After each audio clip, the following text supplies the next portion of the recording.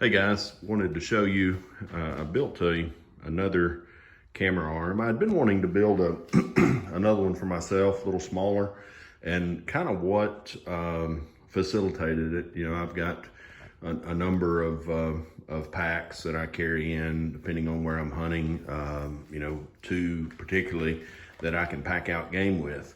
A lot of times I hunt with my son, and there's not as big of a need for both of us to be carrying a pack that you can pack out game with. We're normally not that lucky. So I wanted to build a setup that was a little smaller, a little more minimalistic. So I reached out to John Richards with Ultimaider, and I picked up his OSpack, which I like. I'm going to show you an adjustment I made to it, a couple of them here in a moment. But what I've done with this camera arm is it's built out of 3/4, which that's how I build most of them. I build several, you know, some out of 1 inch, but I'm typically building arms to film with smaller handy cams, you know, a Sony CX405 or a cell phone or something like that. So I don't need something with, you know, that can handle just a ton of weight, like a, you know, AX 43 or not that that's super heavy, but it's obviously heavier than a cell phone. So I built this arm, and it has a short 5-inch section. It's got a small rig head on it. It's a little dirty because I took a tumble in the creek the other night packing out. Then I have a 5-inch section, a 7-inch section, and a 9-inch section. Trying a new attachment method with a figure 9 and just paracord. Worked pretty well. You tighten you loosen your tightening post, get it super tight to the tree, and then push down on the first section, and then tighten that up until you get to level. What I've seen with most of these arms is you need to be a little shy of level here so that you can be level, completely level out front. This is a different camo wrap I picked up for this one, but this is going to be my personal arm that I'm going to use most of the time. I won't use it in a lock-on just because it's a little short for that.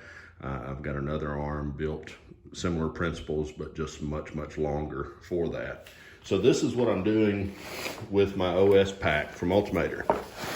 Okay, first thing I did is I cut it, and I put a buckle strap on it, so when you use it as a fanny pack, that's much more convenient than having to hook it onto those loops there.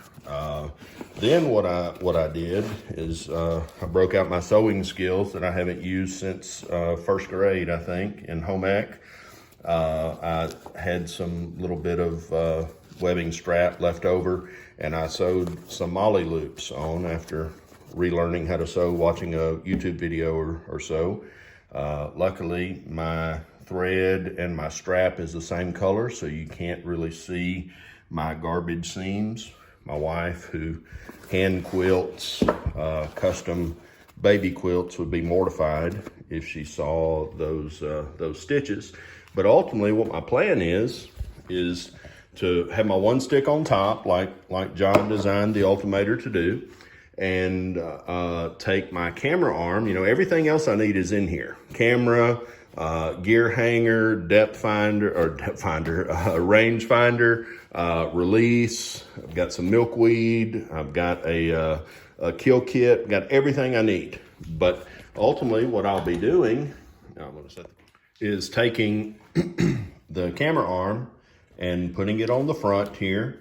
And then I have some buckle straps that should be in the mail today, and I'll fix those here so I can just cinch them down using the molly. Then the one stick goes up on top of the OSpack. I think I said the Ultimaider just a moment ago, but obviously this is not an Ultimaider. The one stick goes up on top, camera arm goes here. You can pack in and pack out light.